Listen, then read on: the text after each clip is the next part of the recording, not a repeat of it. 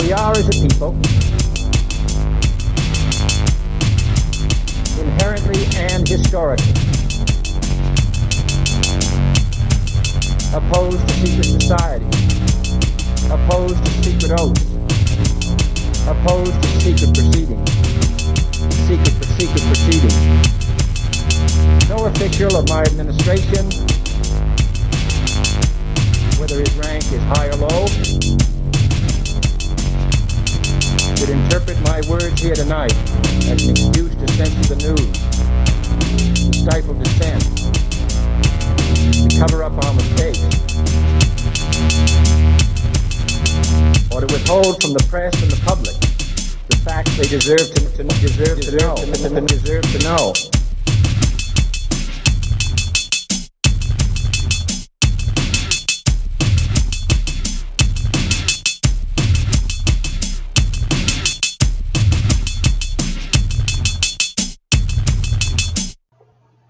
Welcome to Conspiracy Corner Podcast, everyone. It is 5:55 a.m., Saturday, May 14th. Just got off work. It's a pretty chill night. Got everything done. Just relaxed night. That's about it as far as an update. Nothing really new needs to be said. Let's get on with the show. Now, we had done some Wild West episodes. We did a episode on Wild West Cowboys, Wild West Cowgirls. Today we're covering rough and tumble towns of the Wild West. Lay of the land. What did the typical Wild West town look like? A breakdown of its main landmarks. Saloons. After a long day working on the farm or down in a mine shaft, men needed to cut loose, and the go-to place was the local saloon, where keepers slung whiskey and beer from behind a long wooden bar, adorned with a row of spittoons for tobacco chewers. Towels were also hung to wipe any booze-soaked mustaches. Typically, one of the first establishments to open in a town, saloons, best known for distinctive batwing hinged doors, also featured an assortment of entertainment, such as dancing girls and gambling, as well as the occasional drunken bar fight or shootout. In any given town, there could be anywhere from a handful of saloons to dozens. In Livingston, Montana, for example, there were 33 for its 3,000 residents in 1883. As its popularity was in full effect. For the most part, the decor was no frills, but as business boomed, some did spruce up the place. Saddles and spurs lined the walls in cow towns, while taxidermy was popular in mountainous regions, where trappers were the main clientele. Over time, the libations also improved. In the early days, whiskey was homemade from raw alcohol, burnt sugar, and tobacco, hence the nickname coffin varnish, and could be as much as 100 proof, cut with a toxic mixture like turpentine, ammonia, even gunpowder. As saloons evolved, some also offered simple cocktails like cactus wine, tequila and peyote tea, and Mull Skinner, whiskey and blackberry liquor. And forget about last call. Unlike modern bars, the saloons of the Wild West, especially those in more populated areas, were open 24 hours a day, 7 days a week. The banks. At the center of town, a bank would be surrounded by the businesses that kept their money and other important documents locked away in its vaults, located along an interior wall for extra protection. Although heists were notorious during the era, they happened less often than portrayed, as stagecoaches and trains proved easier to rob. Bartering outweighed currency in many areas, so community banks weren't a booming business in the early years. Oftentimes, several people would pool their money and open a financial institution in order to provide lines of credit to locals. But with few regulations, both sides were vulnerable to all kinds of fraud and schemes. In cattle towns, however, banks were vital. Ranchers weren't paid until their cowboys returned from successful driving a herd. So loans had to be taken out to afford supplies and pay hired hands, sometimes as much as tens of thousands and at high rate interest. General stores. A precursor to the supermarkets of today, general stores were the place for residents and outliers alike to buy and peddle goods, such as produce, beans, alcohol, tobacco, candy, hardware, and clothing, for the fabric to sew your own. Typically, a two-story wooden structure painted white with a front porch for the convenient loading. The ground level offered merchandise laid on the floor to ceiling shelves lining the walls, with barrels in the center of the store filled with pickles, crackers, or mincemeat. The second floor was used as a storage space. It wasn't uncommon for a general store to double as a post office, or for the owner to also serve as the town clerk. To that end, community messages concerning elections, events, auctions, and even wanted posters could be found tacked to the store's main wall. Hotels.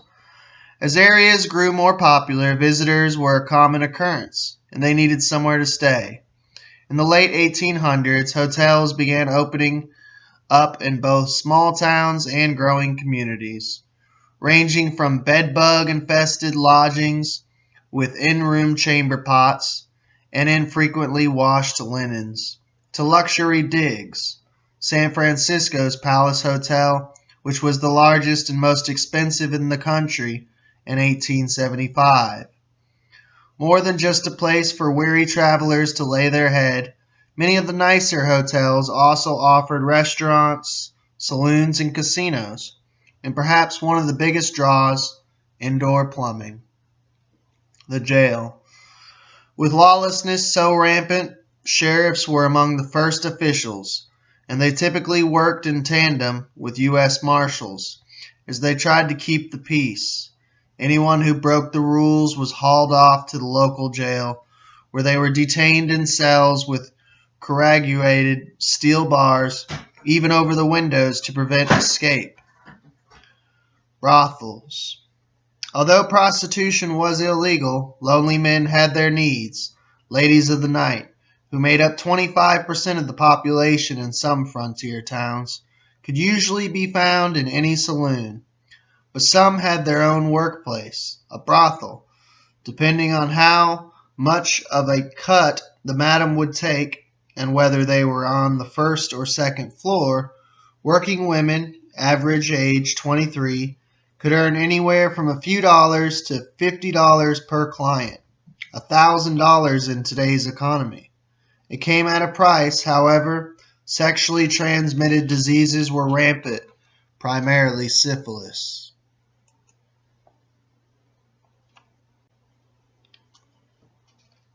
Now we get into famous Wild West towns. Tombstone. A gunfight put the Arizona town on the map, and the ghosts are hell-bent to see it stays there. It took just 30 seconds to make this town a legend. The infamous gunfight at the OK Corral between Virgil Earp's lawmen and 5 outlaws calling themselves the Cowboys transpired at 3 p.m. on October 26, 1881. When the smoke cleared, 3 men were dead, 2 were injured, and Tombstone was never the same again. Today it's a popular tourist attraction, a Disney-fied version of its once gritty self. The old saloons, gambling halls, newspaper office, and hotel have all been spruced up and are open to tours. But the town still holds on to its Old West mystique, the spirits of its colorful character from the past always lurking. What's in a name? In the late 1870s, a prospector named Ed Shiflin was poking around for ore samples in dangerous Indian territory when somebody told him to stop wasting his time. The only rock you will find out there will be your own tombstone. Luckily for Shefflin, in Western history, the chunks of silver he discovered in a dry wash on Goose Flats Plateau was a bonanza. On September 3rd, 1877, he named his claim Tombstone, and it stuck. The town grew from a few dozen to 10,000, with a bowling alley, 3 newspapers, gambling halls, brothels, 110 saloons, and only 4 churches. Boot Hill Graveyard. All the violence in Tombstone kept the undertakers busy. In Boot Hill Graveyard, Billy Clanton now forever lies, said to rise from his grave now and then and wander back to town, perhaps to settle a ghostly score. Visitors also report seeing strange shadows and mist, and the occasional head popping up from behind bushes, and yes, tombstones. But most of the dead are not nearly as restless or as notorious. Many markers lack names reading only unknown or killed by Indians. The Birdcage Theater. Opened by variety entertainers Lottie and Billy Hutchinson in 1881, the Birdcage Theater was originally intended to provide wholesome family entertainment. Needless to say, Tombstone's population of rough-edged miners demanded considerably lower brow fare. Soon the Birdcage was offering up a female Hercules, who picked up heavy objects with her teeth, masquerade balls with cross-dressing dancers, a minstrel clog dancer, and marathon poker games. In the private rooms, working girls plied their trade. The clientele was mean and rowdy, evidenced by the 140 bullet holes in the walls. And the body count from fights and gunplay is estimated at 26. With such a rich yet sordid history, it's no wonder the Birdcage ranks as one of the most haunted theaters in the world, with visitors reporting phantom laughter and shouting, the occasional ghostly nudge, and visions of scantily clad prostitutes and men in cowboy hats. Deadwood, the South Dakota town made famous by Wild Bill and HBO Rolex and its randy past. Between the rampant fighting with fists, knives, and guns, periodic fires, and the occasional cholera outbreak, Deadwood more than earned its nickname as the wickedest place on earth. It's one of the spookiest, too, as the dearly departed from the working girls and gamblers to the first sheriff still prowl their old Black Hill haunts. It's only appropriate that a town so lawless be born for a crime. Squatters first illegally inhabited what was Lakota Indian land. When the gold was discovered in 1874, the population exploded overnight. As the hamlet, now known as Deadwood, went from a few dozen souls to 25,000, most of them miners. The rest were business folk who sold everything from gold pans and building supplies to booze and, well, their bodies. Deadwood was only alive for a few years, however, leading local lowlife Al Swearengen's principal enterprises, the Jim Variety Theater Saloon and Opium Den, did bang-up business. And in 1883, Deadwood became one of the first towns in America to get electricity. But when Jim Variety burned down for the second time in 1899, he scooted, taking most of his vices with him. But not all. Prostitution remained legal until 1980. By the turn of the century, as the easy gold pickings vanished, Deadwood began a long, slow descent, only to be revitalized in the 21st century as tourist attraction in the setting of a popular HBO series. Saloon number 10. Not the luckiest of numbers for gambler, Wild Bill Hickok, who was pondering his promising poker hand in 1876 when a drunk named Jack McCall stumbled into the saloon, shouted, "Damn you, take that," and put a bullet in the back of his head at point-blank range. The projectile traveled clear through Bill and hit another player in the wrist, while Bill died on the spot, and those who are curious can see it for themselves. The old saloon, now christened Wild Bill's Trading Post, still stands on Main Street, and patrons can sidle up to the bar for a stiff drink. Fairmont.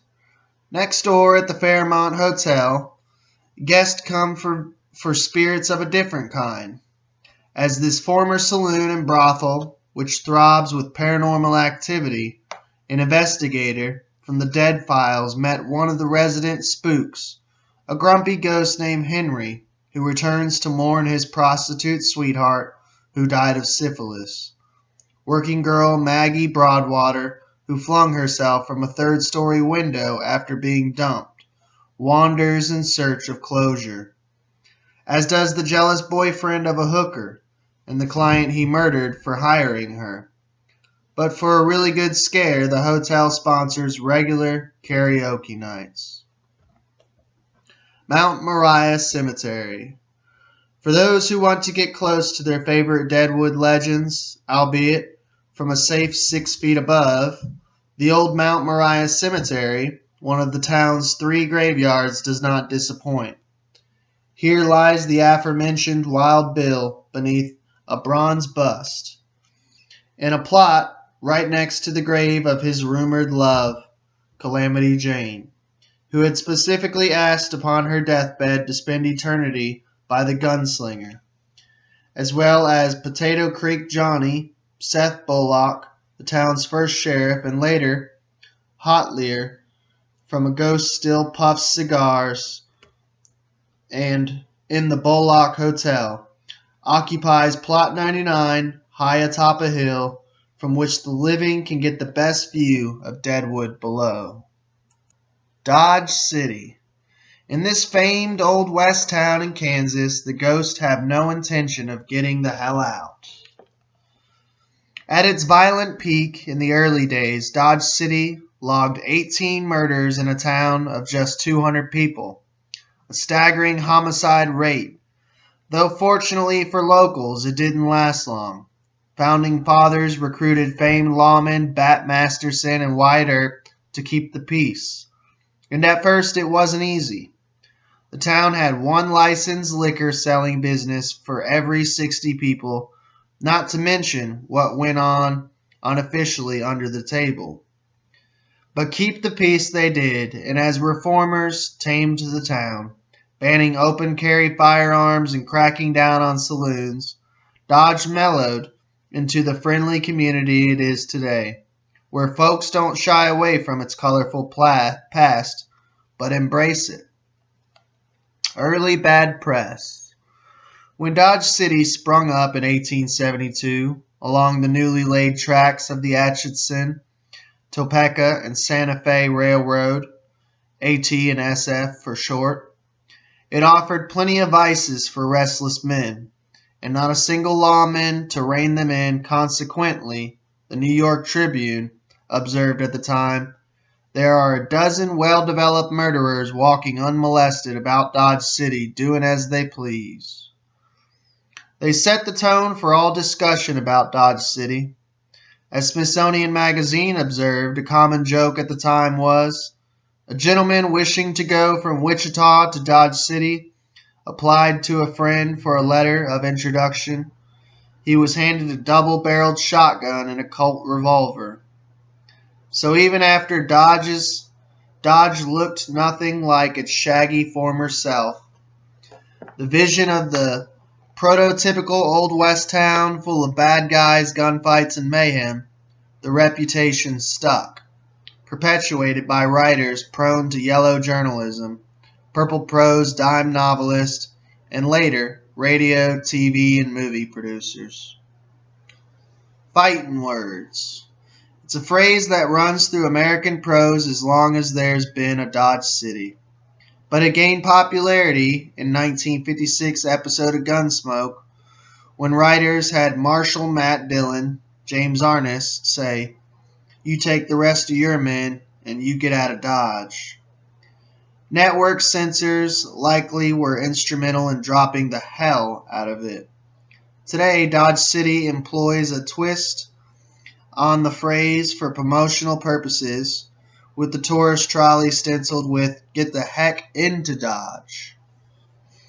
The Haunted Train Depot. Built in 1896, the historic Harvey House served as a hotel and railroad depot for the AT and SF, and some of its early inhabitants refused to move on to their next stopover, the afterlife. One spirit, named Walter, is just so darn grumpy, always moving around the staff's tools or fiddling with the electric towel dispenser. Carl Steinmetz, the maintenance manager, who first encountered Walter while alone in the basement fixing a fuse box, says the entity makes the hair on the back of his neck stand on end. There's also a female ghost he named Moaning Myrtle after the Harry Potter character, who also has a thing for powder rooms, taking up residence in the dining room loo. A young girl named Beth, believed to be around 9, hangs out on the 3rd floor stairs, as does a boy named Henry. Steinmetz told the Dodge Globe one night he spotted her out of the corner of his eyes and called out, "Hi, Beth," and heard her giggling as she mysteriously darted away. Today, the station services Amtrak passengers when it's not hosting professional paranormal investigators and ghost tour guides. Virginia City, the Nevada home to Comstock, Lode millionaires, and Mark Twain bustles with Old West spirits. How scary is the Silver Queen Hotel and Wedding Chapel? The owner won't even spend the night there herself. I hear chairs move and things fall off shelves. Connie Carlson tells the Reno Gazette-Journal, "We've had people leave in the middle of the night, and they were afraid." The ghosts have even been caught on the security camera, clearly making this 147-year-old landmark one of the most haunted hotels in the country. Virginia City owes its existence to the famous Comstock Lode silver deposit that was discovered in 1859, transforming a collection of shacks into a cosmopolitan city of some 25,000. At its peak, Virginia City boasted 150 saloons, a bustling red light district, and the West's first elevator, located in the luxurious 6-story International Hotel.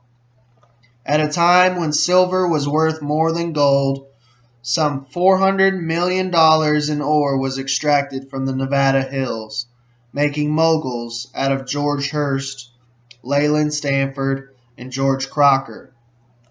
And it was in Virginia City where a 26-year-old newspaper man named Samuel Clemens found his voice at the Territorial Enterprise and blossomed into Mark Twain.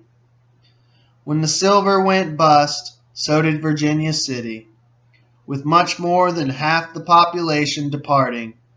Today, the town has 1,000 residents and a couple dozen documented ghosts. At Piper's Opera House, visitors can hear the dulcet voices of long-dead singers from long ago performances in the theater, which had to be rebuilt 3 times due to fires, and sometimes catch a glimpse of the original owner smoking his pipe in the box seats. At the Story County Courthouse, the cries of Peter Larkin echo from the beyond. Still aggrieved, he was hanged for the murder on the basis of his girlfriend's testimony. And in Delta Saloon, a card table sits behind protective glass.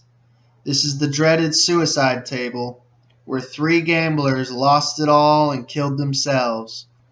But the most paranormal activity occurs in a vacant lot, where several hotels burned down, the last of which was the International in 1914. As the site of several murders and suicides, the tormented souls of those who checked out the hard way can be heard moaning. Bodie. Cursed or not, this ghost town in California is a fascinating Old West relic. There are two schools of thoughts when it comes to the so-called Bodie curse. Some insist that this Northern California ghost town is haunted by very protective spirits who want to make sure that anybody who rudely steals something, even if it's ceramic shards or old rusty nails, will pay a paranormal price. The State Park Service, which now operates the site, claims to have received a number of letters and packages from regretful visitors like this one in 2004. Quote, "You can have these godforsaken rocks back. I've never had so much rotten luck in my life. Please forgive me for ever testing the curse of Bodie." The other theory is that the infamous curse is really just one big prank, invented by the rangers themselves to discourage sticky-fingered tourists.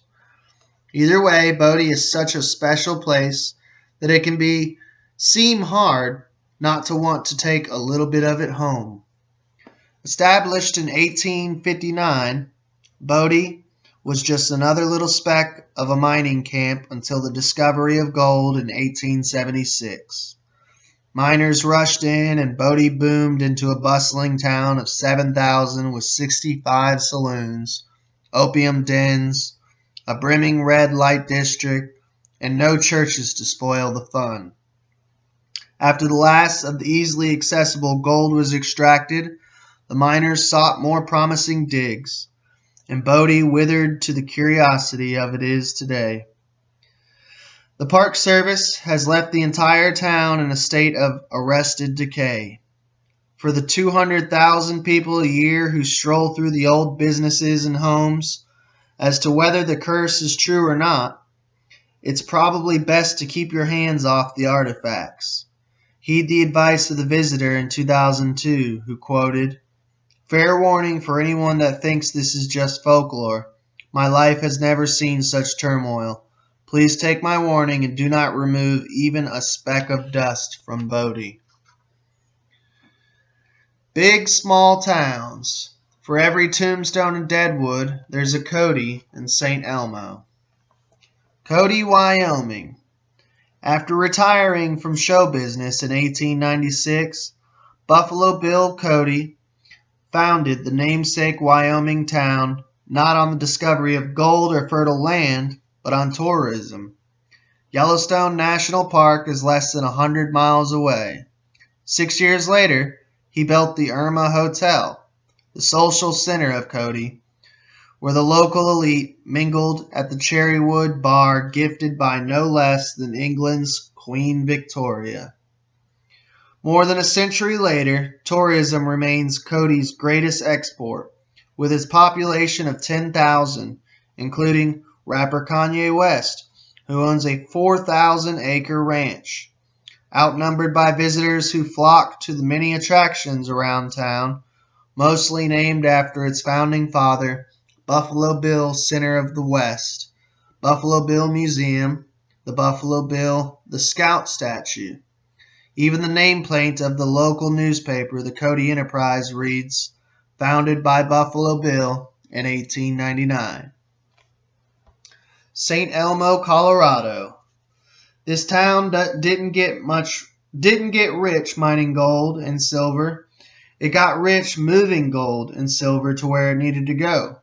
In the late 1800s, as the surrounding mines generated $60 million, St. Elmo became an important stop on the first railway across the Continental Divide, and workers spent their paychecks in the restaurants, saloons, and brothels. But when the last train rolled through in 1922, St. Elmo's flame was extinguished. Today, it's haunted by Annabelle Stark. Once a member of the town's prominent family, she descended into mental illness as an old woman and began walking the streets in ragged clothes and matted hair, Dirty Ann as she was known, died in the 1960s, but wanders still, fiercely protective of her longtime home in the mountains, chasing away vandals and trespassers.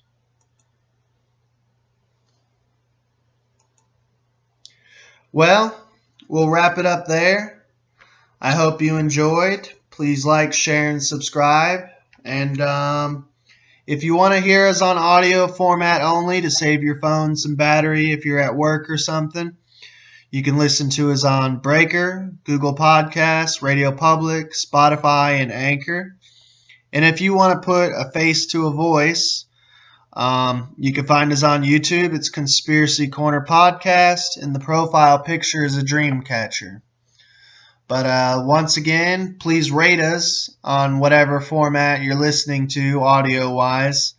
It helps pushes up the block, you know. And please like, share, and subscribe. Y'all have a good day. We are, as a people, inherently and historically opposed to secret society, opposed to secret oaths, opposed to secret proceedings, secret proceedings. No official of my administration, whether his rank is high or low, should interpret my words here tonight as an excuse to censor the news, to stifle dissent, to cover up our mistakes, or to withhold from the press and the public the facts they deserve to know.